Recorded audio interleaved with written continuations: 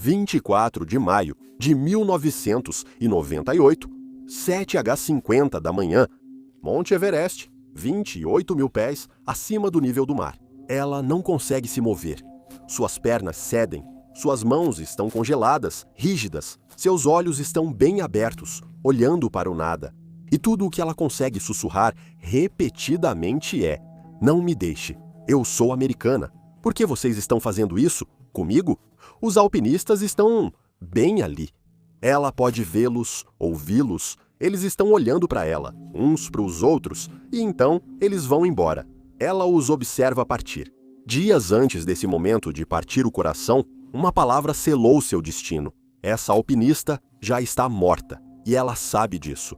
Bem-vindo ao limite extremo. Francis Arsentiev e seu marido, Sergei, tomaram uma decisão meses antes de sequer pisarem no Everest em 1998. Eles escalariam a montanha sem oxigênio suplementar, juntos, como verdadeiros parceiros iguais. Francis se tornaria a primeira mulher americana a chegar ao topo do Everest, sem oxigênio engarrafado, e Sergei a guiaria até lá. Esse era o sonho. No papel, esse era um plano sólido. Sergei Arsentiev, o marido, era um dos melhores alpinistas soviéticos do século XX antes de se tornar alpinista. Ele era um engenheiro elétrico que projetava sistemas de estabilização de satélites para a inteligência russa. Literalmente, um cientista de foguetes que virou alpinista. As conquistas dele diziam tudo. Ele era um dos poucos alpinistas vivos a possuir o título de Leopardo das Neves, um prêmio concedido a quem escalava todos os 5 picos soviéticos de 25 mil pés. Ele escalou a face norte do Annapurna em estilo alpino, sem oxigênio, em 1991. Ele até já havia escalado o Everest antes, sem oxigênio, em 1990, em uma escalada pela paz conjunta entre Estados Unidos, China e Rússia. Então, isso não era um grande desafio. Francis também era capaz. Ela foi uma das poucas mulheres na época a ter alcançado com sucesso o cume do Monte Denali, a montanha mais alta da América do Norte. Ela foi a primeira mulher americana a descer o Elbrus esquiando. Mas aqui vai uma coisa a se notar. Embora ela tenha escalado até 7.500 metros nos picos Pamir da era soviética, nunca havia alcançado com sucesso o cume de uma montanha de 8.000 metros. O Everest seria sua primeira tentativa, acima de 8.000 metros, uma diferença de mais de 600 metros.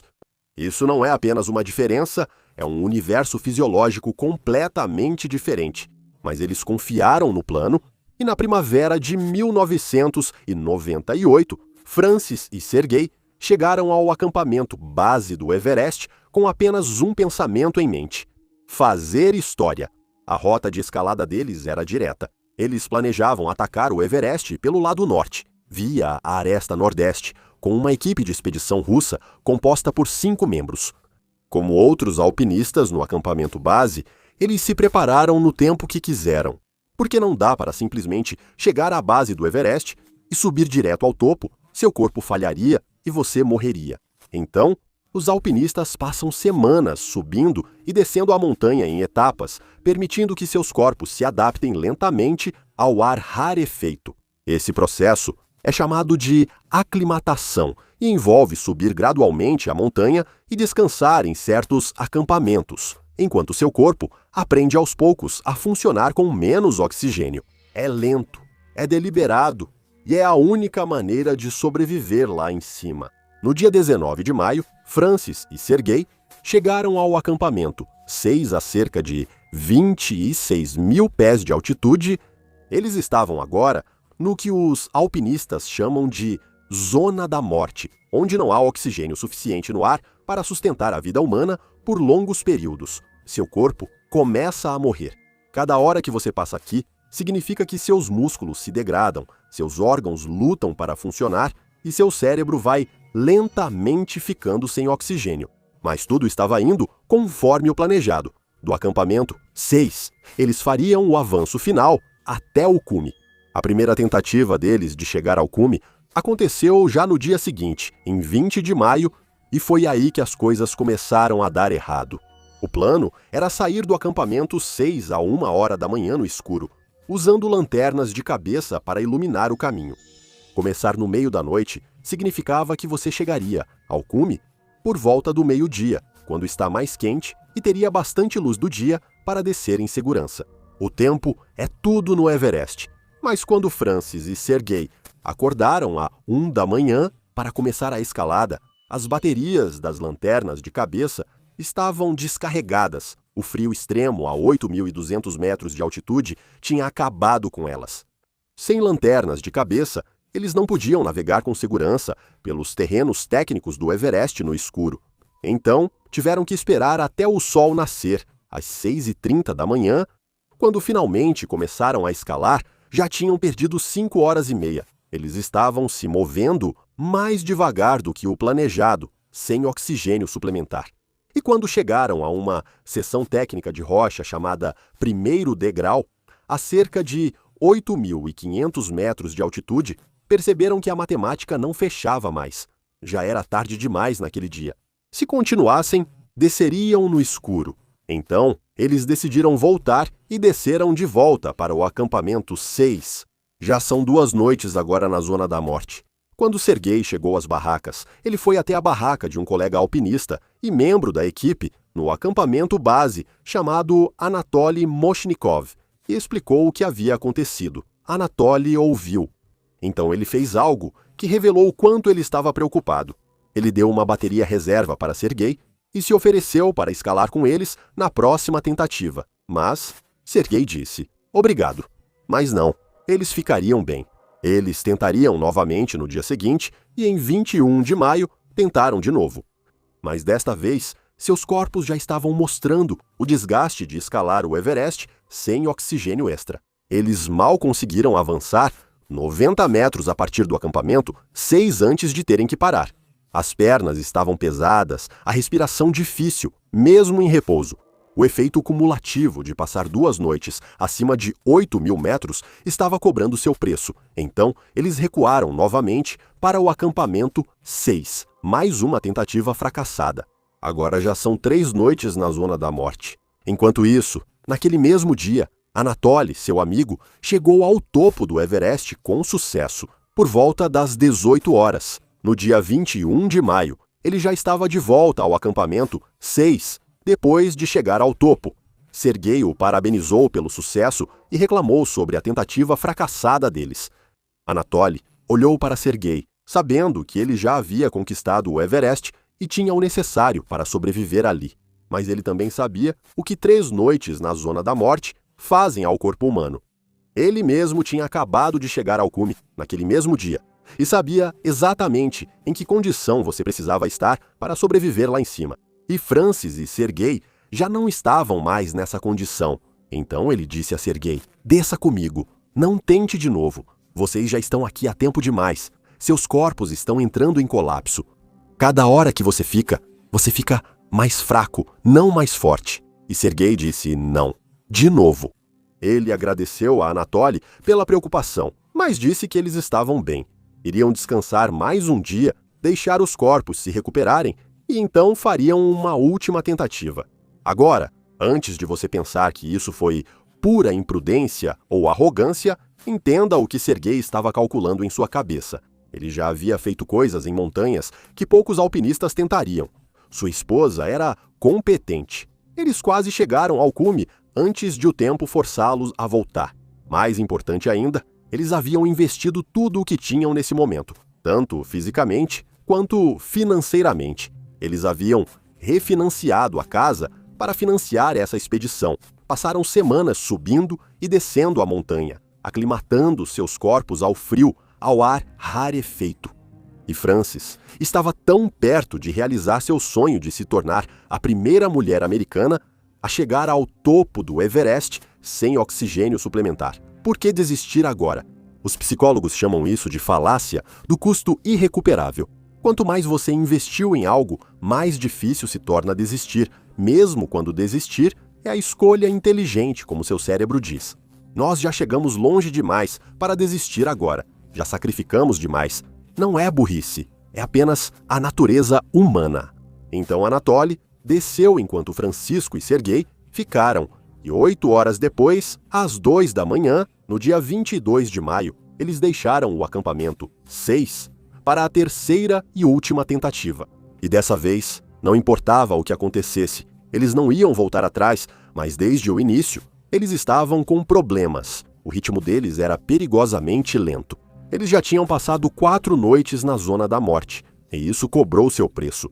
Cada passo parecia atravessar concreto. As pernas deles ardiam com uma dor profunda e exaustiva que não passava, não importava quanto tempo descansassem. No acampamento base, Anatoly Chabarov, o líder de uma expedição separada, estava acompanhando várias equipes de escalada através de um potente telescópio 60 Xil às 10 da manhã, cerca de 8 horas depois que Francis e Serguei começaram a escalar. Chabanov os avistou no primeiro degrau, a cerca de 8.500 metros de altitude. Mesmo a 3.000 metros abaixo, através do telescópio, ele podia ver o quão devagar eles estavam se movendo. Às 14 horas, 4 horas depois de serem avistados, eles só tinham subido até o segundo degrau, a 8.600 metros de altitude.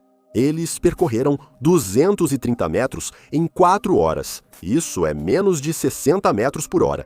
Nesse ritmo, eles mal estavam se movendo. Isso era problemático porque 14 horas é um horário crítico. No Everest, o sol se põe por volta das 18 horas. Se você não estiver no topo ou perto dele até as 14 horas, você vai descer no escuro, e descer no escuro a 8.500 metros de altitude exausto é uma sentença de morte. Mas Francis e Serguei ainda estavam a 240 metros do topo. Eles precisariam de pelo menos mais 4 horas para percorrer essa distância no ritmo em que estavam. Então eles tinham uma decisão a tomar: voltar agora e sobreviver, ou continuar subindo em direção ao sonho que consumia os dois, sabendo que cada minuto depois das 14 horas significava menos luz do dia para a descida, menos margem para erro, menos chance de voltar com vida. Eles continuaram subindo às 17 horas e 45. Rustam Radgapov, outro alpinista de uma expedição que alcançou o cume com sucesso mais cedo naquele dia, estava descendo quando encontrou Francis e Serguei na encosta suave, cerca de 90 metros abaixo do cume. Rustam estava exausto. Ele vinha escalando desde antes do amanhecer. E tudo o que queria agora era chegar em segurança antes que seu próprio corpo cedesse. Mas quando viu Francis e Serguei, o que presenciou o fez parar. Francis estava, segundo seus relatos, se movendo com uma lentidão agonizante. Ela se sentava com frequência e lutava a cada passo. Ficou extremamente claro para Rustam que essa tentativa de chegar ao cume estava exigindo tudo o que ela tinha para dar. Naquele momento, o sol já estava baixo no horizonte, a temperatura caía rapidamente e eles ainda nem tinham chegado ao cume. Apesar do cansaço, apesar do desejo desesperado de descer para um lugar seguro, Rustam sentiu que precisava fazer alguma coisa. Então ele se virou e caminhou 45 metros de volta, montanha acima, na luz que desaparecia. Só para tentar convencê-los a voltar, é tarde demais, ele disse a eles. Olhem para o sol. Vocês estão indo devagar demais. Precisam voltar agora, enquanto ainda tem luz para ver o caminho de descida. Mas Serguei balançou a cabeça e, pela terceira vez nessa tentativa de chegar ao cume, disse uma palavra de partir o coração que selaria o destino dela. Não se preocupe conosco, vamos ficar bem, ele disse. Radgapov olhou para Francis novamente, lutando. Ela não parecia nada bem, mas o que mais ele poderia fazer? Ele não podia forçá-los e tinha sua própria sobrevivência para considerar. Então, Radgapov se virou e continuou sua descida, e Francis e Serguei continuaram subindo em direção ao cume enquanto o sol baixava, a temperatura caía e as sombras se alongavam. Nos 30 minutos seguintes, conseguiram avançar. Eles encontraram algo, uma reserva final de determinação e desespero que os impulsionou enquanto percorriam aqueles últimos poucos metros. E aproximadamente às 18 horas e 15, na luz que desaparecia rapidamente, sem oxigênio suplementar, Após 5 dias acima de 8.200 metros, Francis e Sergei chegaram ao topo do Monte Everest. Eles conseguiram. Francis Arsenyev se tornou a primeira mulher americana a chegar ao topo do Everest sem oxigênio suplementar. Foi, sinceramente, uma conquista histórica e monumental, digna de entrar para os livros de história. Mas não houve fotos de comemoração nem gritos de vitória. Apenas 2 pessoas exaustas em pé, no topo do mundo, na luz do entardecer, já sabendo, de alguma forma, que estão em apuros. E aqui está o motivo. Do cume, a 8.848 metros, até o acampamento 6, a 8.199 metros, são mais de 600 metros de descida vertical. Em boas condições e com as pernas descansadas, isso leva no mínimo de 4 a 5 horas. Mas Francis e Sergei não tinham boas condições nem pernas descansadas. Eles já estavam escalando há mais de 16 horas, passaram 5 noites na zona da morte, e o sol já estava se pondo. Eles tinham talvez de 15 a 20 minutos de crepúsculo utilizável antes da escuridão total, o que significava que eles iam descer a montanha mais alta do mundo por pelo menos 4 horas no breu total, em temperaturas congelantes e sem oxigênio. Sergei sabia que isso era um desejo de morte. Ele tinha que saber disso, mas também acreditava que eles tinham uma rede de segurança. Veja, aqui está o que eu não mencionei. Quando Sergei viu Rustam e disse para ele não se preocupar, foi porque ele tinha um plano reserva. Antes da tentativa ao cume, ele e Francisco haviam escondido um suprimento de emergência a 8.620 metros, cerca de 230 metros abaixo do topo. Nesse suprimento, eles haviam guardado uma garrafa de oxigênio, uma barraca e roupas quentes. A ideia era que, se chegassem ao cume tarde e não conseguissem descer até o acampamento 6 no escuro, eles poderiam descer até o suprimento, montar a barraca, usar o oxigênio e esperar a noite passar abrigados. Então, pela manhã, com a luz do dia e oxigênio renovado, eles desceriam os 430 metros restantes até o acampamento 6. Agora não era o ideal. Passar uma noite a 8.610 metros, mesmo em uma barraca, seria brutal, mas era possível sobreviver. A barraca os protegeria do vento. O oxigênio os ajudaria a pensar com clareza e, pela manhã, eles conseguiriam ver a rota. O que Sergei não sabia, o que ele não poderia saber, era que Radgapov já havia passado pelo depósito deles na descida. E quando Radgapov verificou, viu que a garrafa de oxigênio estava lá. Mas a barraca na qual eles contavam para se abrigar durante a noite, a 8.620 metros, não estava lá. Na verdade, estava 900 metros abaixo, a 7.700 metros. Ela nunca esteve no depósito. Então, por que Sergei achou que estava lá? Agora, aqui é onde precisamos ter muito cuidado, pois o que vou te contar não é um relato confirmado por testemunha ocular, mas o que os especialistas em montanhismo reconstruíram a partir das evidências, e as evidências contam uma história muito específica. Estes são os fatos. Sergei disse a Radgapov que eles tinham uma barraca no depósito. Quando Radgapov verificou o depósito, não havia barraca. E como Francis e Sergei estavam escalando sem o apoio de Sherpas, eles eram os únicos responsáveis por levar seu próprio equipamento montanha acima. Ninguém mais poderia ter colocado aquela barraca no depósito, só eles. A partir desses fatos, a conclusão lógica é que Francis e Sergei simplesmente não conseguiram levar sua barraca de emergência alto o suficiente. Mas por quê? Existem 2 principais teorias. A primeira é o esgotamento físico. Depois de 4 noites na zona da morte, sem oxigênio suplementar, seus corpos estavam se consumindo. Carregar mais 5 a 7 quilos de peso da barraca até 8.615 metros pode simplesmente ter sido além do que seus corpos debilitados conseguiam suportar.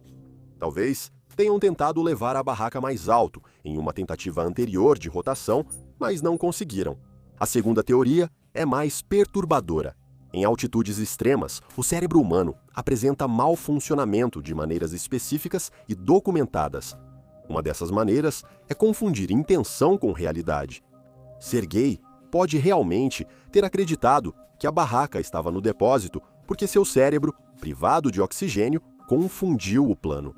Nós vamos subir a barraca com a lembrança. Nós subimos a barraca a 8.500 metros. Esse tipo de falha cognitiva não é fraqueza, é biologia. Nós não sabemos qual dessas é verdadeira. Talvez nunca saibamos. O que sabemos é o seguinte: Francis e Sergei estavam descendo com confiança em direção a uma rede de segurança que não existia. Eles chegaram ao depósito deles a aproximadamente 8.620 metros em algum momento depois das 19h30, em completa escuridão.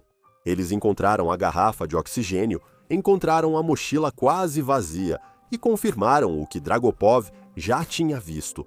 Não havia barraca. Então eles tinham uma escolha: tentar descer mais 900 metros verticais até onde a barraca realmente estava, em completa escuridão, ou esperar pelo nascer do sol e ter uma chance de sobreviver. Descer 900 metros naquelas condições, isso seria suicídio. Eles sabiam disso. Então, ficaram e passaram a noite ao ar livre a 8.615 metros sem abrigo, apenas com a garrafa de oxigênio do depósito e as roupas do corpo. Pense em ficar de pé por 10 a 12 horas, sentado, e exposto a quase 8.625 metros de altitude, em temperaturas que matariam a maioria das pessoas em uma fração desse tempo. Seu corpo vai desligando em etapas, sua frequência cardíaca diminui, sua respiração fica superficial, seu cérebro, privado de oxigênio e calor, começa a falhar. Seu corpo não foi feito para sobreviver a isso, mas, de alguma forma, contra todas as probabilidades, tanto Francis quanto Sergei conseguiram sobreviver até o amanhecer. Quando o sol nasceu em 23 de maio, eles tentaram descer. E é aqui que as coisas ficam realmente complicadas. Em algum momento daquela manhã, Francis e Sergei se separaram. Não sabemos o motivo. O que sabemos é, às 9h35 da manhã, no dia 23 de maio, 5 alpinistas de uma equipe de expedição do Uzbequistão que tentavam chegar ao cume, encontraram Sergei descendo a 27.700 pés. As primeiras palavras dele foram: "Onde está minha esposa? Ela não desceu?" Eles disseram a ele: "Não, não a vimos." E sem dizer mais nada, Sergei continuou descendo em direção ao acampamento 6 a 26.900 pés. Ele ainda não sabia onde ela estava. Não sabia se ela estava viva ou morta. Só sabia que ela não estava abaixo dele. Uma hora depois, às 10h40 da manhã, a expedição do Uzbequistão chegou ao primeiro degrau a aproximadamente 27.900 pés. E lá, eles encontraram algo estranho. Eles viram uma mulher encostada sozinha em uma rocha. A jaqueta dela estava aberta e ela não usava um arnês de escalada, o que a 27.900 pés era absurdo. Era Francis Arsentiev. E quando eles se aproximaram, viram algo que nunca esqueceriam. Os olhos de Francis estavam abertos, mas não focavam em nada. As pupilas dela estavam simplesmente dilatadas, enormes círculos pretos que não respondiam à luz. Isso é um sinal de lesão cerebral grave. Os dedos dela estavam completamente congelados depois de passar a noite exposta a 8.611 metros de altitude. O tecido das mãos dela havia se cristalizado e os pés estavam do mesmo jeito. O relatório da expedição Uzbek os descreve como inutilizáveis. Essa é uma forma educada de dizer que eles estavam destruídos. Ela não conseguia andar, ficar em pé ou apoiar o peso do corpo neles. Quando tentaram colocar uma máscara de oxigênio nela, ela não conseguiu mantê-la. Suas mãos congeladas e desajeitadas tentaram segurá-la, mas a arrancaram. É assim que o edema cerebral, de alta altitude, se apresenta em seus estágios avançados, após 30 horas de exposição a quase 8.500 metros de altitude. O cérebro dela inchava no crânio devido à falta de oxigênio. O inchaço estava destruindo o controle motor dela, a capacidade de coordenar as mãos, as pernas, os movimentos. Mas ainda não destruíra a consciência dela. Ainda. Ela estava consciente. Conseguia ver as pessoas, ouvia vozes, só não conseguia fazer o corpo dela fazer o que precisava.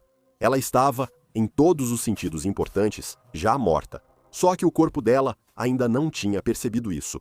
Os alpinistas uzbeques falaram por rádio com o acampamento base e consultaram os médicos.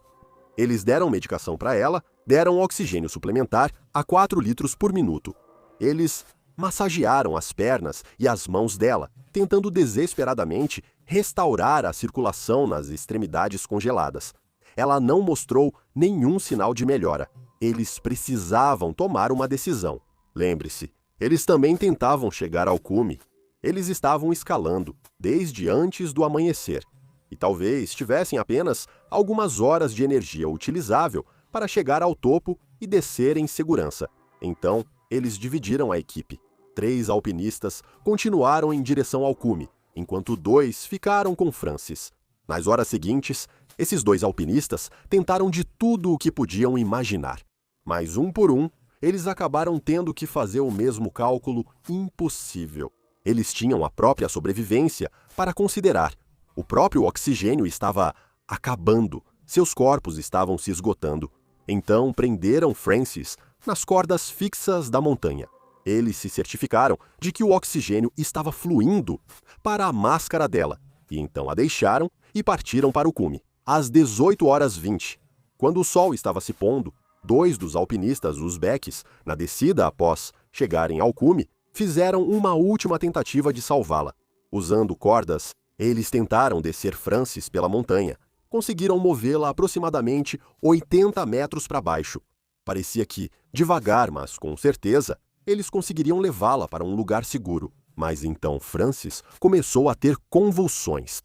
O inchaço cerebral, causado pelo edema cerebral de alta altitude, havia chegado a um ponto crítico. Os alpinistas não conseguiam mais movê-la. Se tentassem descê-la enquanto ela estava tendo convulsões, ela escorregaria das cordas, cairia. E mesmo que de alguma forma conseguissem levá-la para baixo, o estresse físico de arrastar uma pessoa em convulsão montanha abaixo provavelmente a mataria mais rápido do que deixá-la parada. Então, eles prenderam Francis à corda uma última vez. Eles garantiram que o oxigênio dela seguia fluindo e desceram na escuridão, deixando-a sob a pequena rocha a aproximadamente 8.425 metros de altitude. O que mais eles poderiam fazer?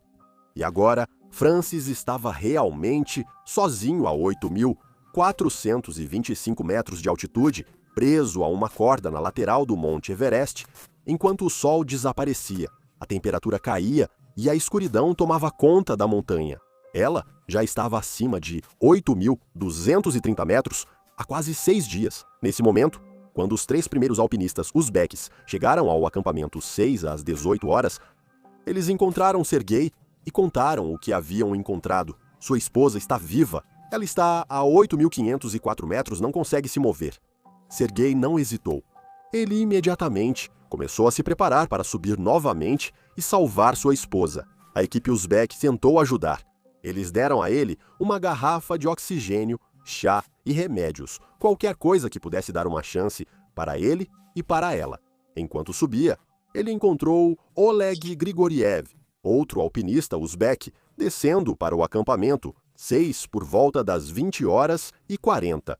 Sergei perguntou a ele: "A Fran está aqui?" Grigoriev respondeu: "Ela ainda está viva." E Sergei continuou subindo na escuridão em direção a ela. Foi a última vez que alguém o viu com vida. Observação rápida. Toda semana no Patreon, compartilho algo novo, seja um vídeo exclusivo ou uma história pessoal que não publico no YouTube. Se você quiser ver os bastidores comigo, venha fazer parte da comunidade Extreme no Patreon. Te vejo lá. O que aconteceu na noite de 23 de maio de 1998 também é um mistério. Não temos testemunhas, apenas evidências encontradas depois. Isso conta uma parte da história. O que sabemos é que Sergei alcançou Francis. Seu machado de gelo e a corda foram encontrados a aproximadamente 45 a 60 metros de onde Francis estava deitada na manhã seguinte. Isso significa que ele conseguiu. Não sabemos se ela percebeu quando ele chegou, não sabemos o que ele disse para ela ou o que ela disse para ele. Não sabemos quanto tempo ele ficou com ela ou o que tentou fazer. O que sabemos é que em algum momento daquela noite, Sergei caiu. Se ele estava descendo para conseguir mais oxigênio, tentando buscar ajuda, ou simplesmente perdeu o equilíbrio na escuridão e exaustão, nunca saberemos. E ele morreu em algum lugar, naquela encosta da montanha, cerca de 225 metros abaixo de onde Francis estava, deixando Francis sozinho novamente. Na manhã seguinte, 24 de maio, uma segunda leva de alpinistas encontrou Francis ainda viva. Ela já estava acima de 8.200 metros por quase 6 dias e exposta ao ar livre acima de 8.500 metros por aproximadamente 36 horas. O alpinista Uzbek Elias Dukvatalin foi o primeiro a alcançá-la por volta das 7h50 da manhã. Em seguida, chegou a equipe da expedição sul-africana composta por Ian Woodall, Cat O'Dowd e 4 Sherpas. Cat, em especial, se aproximou e olhou para o rosto de Francis, e o que ela viu ficou com ela pelo resto da vida. A pele de Francis era leitosa, branca e totalmente lisa, como a de uma boneca de porcelana. Os olhos dela olhavam para cima, desfocados, com pupilas como enormes vazios escuros. Seu cabelo longo e escuro se espalhava pela neve. Ela parecia tranquila, mas estava morrendo da maneira mais lenta e cruel possível. Ian Woodall e o Sherpa Jangbu tentaram levantar Francis. Se ela conseguisse suportar ao menos parte do peso nos pés, a ideia era apoiá-la entre 2 alpinistas e ajudá-la a descer, ou pelo menos movê-la para uma posição mais segura. Mas quando a levantaram, as pernas dela desabaram como fios de espaguete. Elas estavam completamente destruídas após mais de 30 horas de exposição. E foi então que Francis começou a falar. Não me deixem. Eu sou americana. Eu sou americana. Por que vocês estão fazendo isso comigo? Então ela voltou ao começo. Não me deixem. Eu sou americana. Por que vocês estão fazendo isso comigo? Repetidas vezes, sem ser provocada, sem responder às perguntas ou às vozes deles. Ela não respondia a eles, não reagia ao que diziam, apenas repetia as mesmas 3 frases em rotação como um disco riscado. O'Down percebeu, horrorizado, que Francis, na verdade, não estava se comunicando, não estava respondendo. Ela estava apenas produzindo fragmentos de linguagem. Essas eram as palavras finais de um cérebro morrendo. Como uma máquina presa em um loop, a mente dela ficava repetindo as únicas palavras as quais ainda conseguia acessar. O'Down e Woodall passaram quase 1 hora com ela. Eles deram chá para Francis, tentando fazer com que ela tomasse um líquido quente. Eles examinaram as pernas dela novamente, massageando-as, procurando qualquer sinal de funcionamento, qualquer sinal de que ela pudesse se mover. Eles fizeram tudo o que podiam. Não foi o suficiente. Ela já estava muito debilitada e eles precisavam cuidar de si mesmos. Então, eles foram embora. Eles se endireitaram, viraram-se e desceram. Francis estava sozinho novamente, vendo as pessoas se afastarem dele pela 3ª vez em 24 horas. Horas se passaram, o sol cruzou o céu, a temperatura continuou brutalmente fria e Francis permaneceu preso àquela corda. Seu corpo foi lentamente desligando, enquanto sua consciência persistia. Em algum momento mais tarde naquela manhã, os Sherpas a alcançaram. Eles a encontraram ainda viva, ainda repetindo aquelas mesmas frases. Não me deixe. Eu sou americana. Por que vocês estão fazendo isso comigo?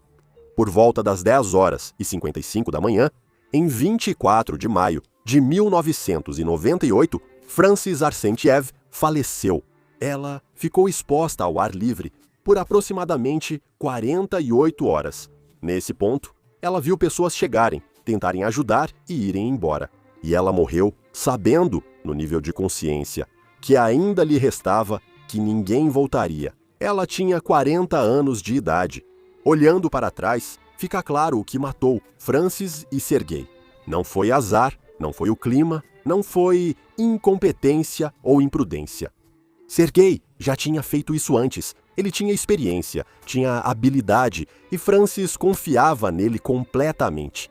Mas o que funcionou para Sergei sozinho em 1990 não levou em conta as variáveis que eles enfrentaram em 1998, Francis nunca tinha escalado uma montanha de 28 mil pés antes. A diferença de experiência era enorme. Quando chegaram à terceira tentativa de cume, em 22 de maio, já tinham passado tempo demais na zona da morte. O cume tardio forçou uma descida não planejada. A descida não planejada causou separação, e a separação causou a morte. Francis já estava morta, e ela sabia disso, mas essa próxima alpinista não fazia ideia do que estava prestes a acontecer com ela. Em que ponto a ambição se torna mortal? Para responder a isso, você precisa ver essa história.